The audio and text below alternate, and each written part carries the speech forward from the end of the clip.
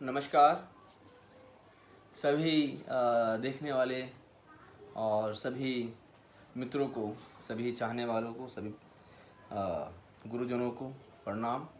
और जैसे कि मैंने आपसे एक वादा किया था कि 7 दिनों के अंदर कैसे बेली फैट को और कैसे मोटापे को कंट्रोल किया जा सकता है।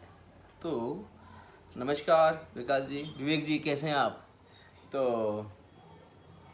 वो जो 7 दिन का जो प्रॉमिस था, जो वादा था, उसके कंप्लीट होने पे और जो भी आंशिक कह दें या जो भी सफलता मिली है, तो वो जो तरीका था उस तरीके के बारे में बताने के लिए और उस तरीके को कैसे मैंने डिसाइड किया कि हाँ ये कंप्लीट हुआ है, उसके बारे में बताने के लिए आज आप लोगों के सामने आया।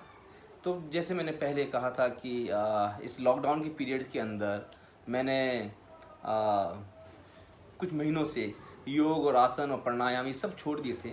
मैं देखना चाह रहा था कि कैसे एक आम आदमी का बॉडी फैट किस तरह बढ़ता है, किस तरह उसकी बॉडी में परिवर्तन आते हैं अगर कोई एक्सरसाइज नहीं करते हैं या कोई किस तरह का भी कोई अभ्यास या प्रैक्टिस या फिजिकल एक्टिविटी नहीं करते हैं।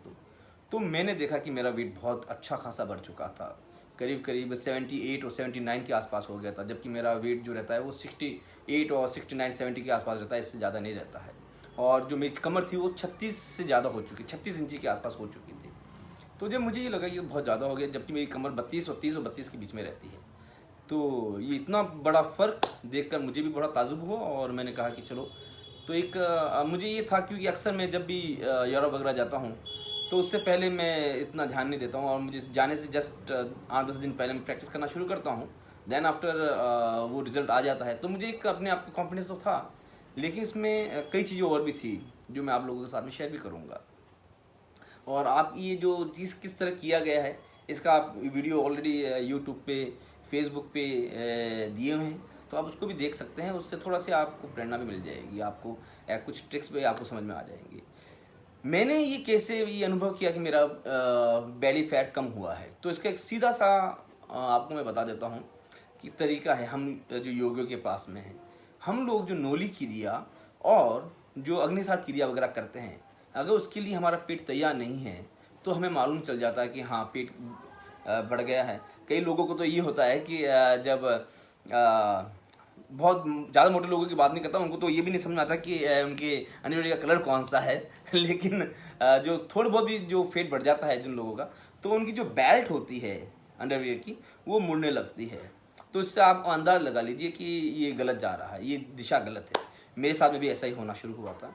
तो मैंने उसके लिए कुछ जो मेरे टेक्निक्स थी उसको मैंने शुरू किया और ईश्वर की मेहरबानी रही, दया रही उस परवरदिगार की, परमात्मा की, कि मैंने बेली फैट कम कर लिया। और उसमें कुछ खाने पीने की भी चीज़ें भी रही, वो भी आप लोग देख सकते हैं। और कुछ होम रेमेडीज़ भी रही। होम रेमेडीज़ के अंदर जैसे मैं आपको बता दूं कि बहुत ज़रूरी होता है। तो मैं इसके ये जो टेक्निक बता रहा हूँ आपको, इसके बाद में मैं होम रेमेडीज़ का भी बता दूंगा कि उसमें क्या क्या खाया पिया मैं, जिससे ये वेट एकदम जो फेट है वो एकदम कम हुआ। लेकिन जैसे मैंने आपको कहा था कि हम योगियों में एक चीज़ होती है कि अगर हम ये समझते हैं कि हमारी नोली या हमारी अग्निसार क्रिया होने लगती है, तो हम समझते हैं कि हमारे बेली पे फेट ना के बराबर या थोड़ा बहुत है। तो इसका मैंने अंदाज इस तरह लगा, जब मैं पहले कर रहा था तो वो नहीं हो रही थी, ओबियसली वो 36 इंची कमर के अंदर कहाँ से होगी। अब मैंने जब करना शुरू किया तो एक सिंपल सा लॉजिक था। मैंने श्वास को लिया जैसे नॉर्मल सब लेते हैं, देन आफ्टर मैंने श्वास को बाहर की ओर छोड़ना शुरू किया, धीरे धीरे मुंह से लिया,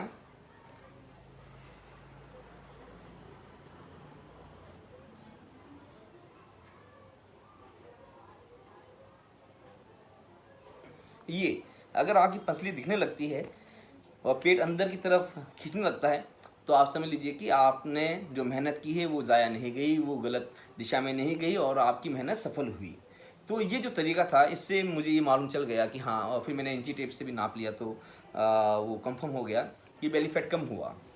अब मैं आपको बता देता हूँ कि इसमें जो होम घर की जो चीज़ें हैं, जिसको हम कहते हैं कि होम रेमेडीज़ जिसको बोलते हैं अल्टरनेटिव थेरेपी के अंदर, वो क्या क्या मैंने यूज़ की। तो मैं आप लोगों को बता देता हूँ कि बेली फैट के अंदर या बॉडी फैट के अंदर कम करने के लिए टीस्पून, आप याद रखिएगा, टीस्पून के आप वयस्क हैं तो आपको जो दाना मेथी या मेथी दाना बोलते हैं लोग अक्सर, वो टीस्पून, हाँ छोटा वाला, उसका आधा जीरा, दाना मेथी फिर जीरा, टीस्पून का आधा जीरा, और इतनी ही मात्रा में आप आदमी हैं यानी मेल हैं तो आधा अजवाइन ले सकते हैं, फीमेल है तो उसका 1/4 अजवाइन ले सकते हैं। ये डिटेल में अलग चीज़ है कि इसको बताना ज़रूरी होता है कि अजवाइन औरतों के लिए क्या किस तरह उनमें बॉडी में रिएक्ट करती है और आप में किस तरह करती है।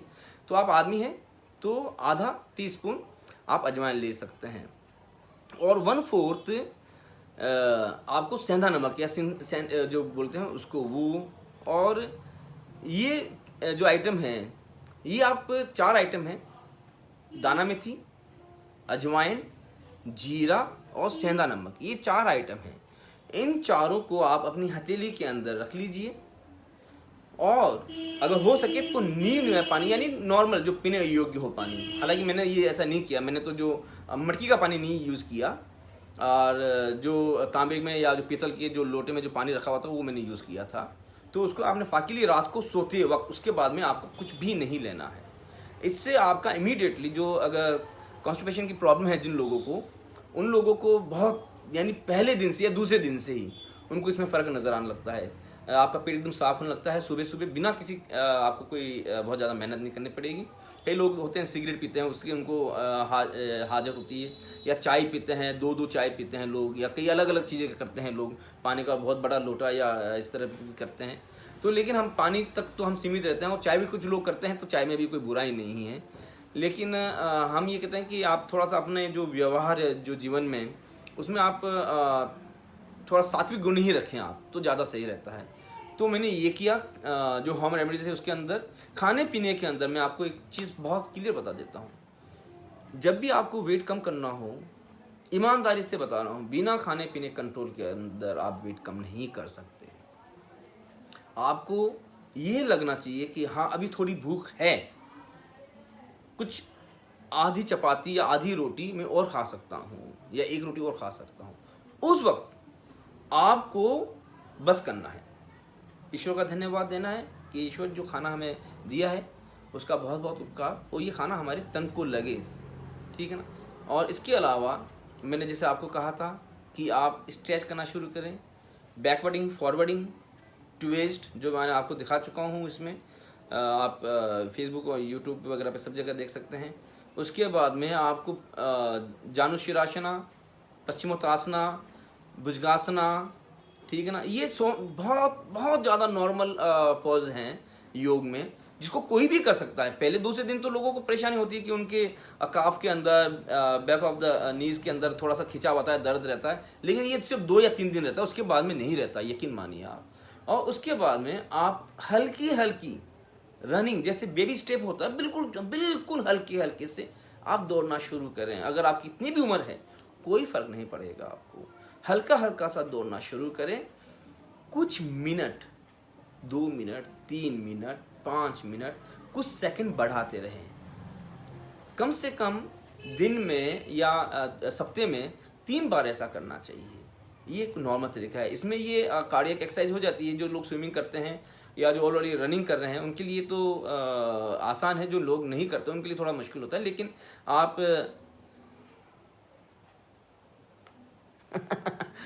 थैंक यू प्रवीण जी, और आप हमेशा अप्रिशिएट करते रहते हैं प्रवीण जी, मुझे बहुत अच्छा लगता है। आप यकीन कीजिए, किसी एक इंसान का किया गया अप्रिशिएशन अगले इंसान की जीवन को बदल देता है। किसी एक इंसान की गई बुराई या उसको डिमोटिवेट करते हैं तो वो शायद हो सकता है कि किसी जो दूसरा इंसान है उसकी ज़िंदगी दूसरे तरीके से बदल देता है। तो मैं आपका प्रवीण जी बहुत बहुत शुक्रिया अदा करता हूँ, आपका बहुत बहुत धन्यवाद आपका कि आप हमेशा मोटिवेट करते रहते हैं, उसके लिए धन्यवाद। और कोशिश कीजिए, जो थोड़ा बहुत सीखा है मैंने भी इस प्रकृति से सीखा है, कोई कहीं माँ के पेट से तो लेके आया नहीं था, जो भी सीखा है आप लोगों से सीखा है, तो कोशिश कीजिएगा। और ये जो मैंने आपको आसन के जो तरीके बताएं, जो खाने पीने के जो तरीके बताएं, और जो आपको घर में जो घरेलू उपचार है वो बताया, ये बहुत उम्दा है, बहुत शानदार है।